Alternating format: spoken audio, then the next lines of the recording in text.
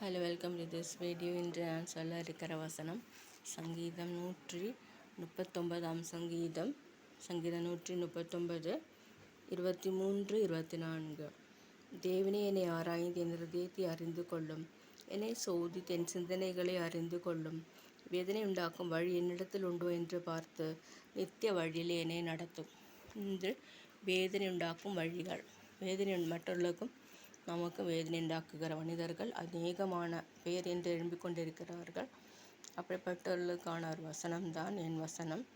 நான் வாசித்த போது இது என்னையும் தொட்டது.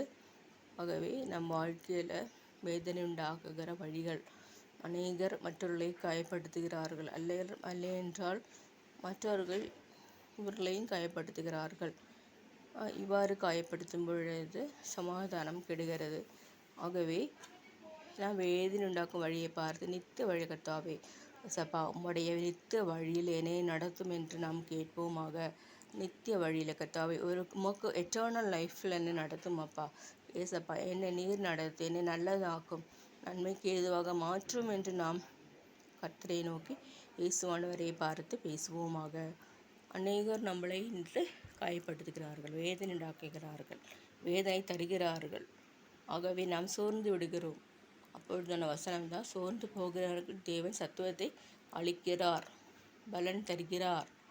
ஆகவே நான் சோர்ந்து போகாமல் இருக்க வேண்டுமானால் அந்த டைமில் கர்த்தரை தேடுவோமாக. இன்றைய மனிதர்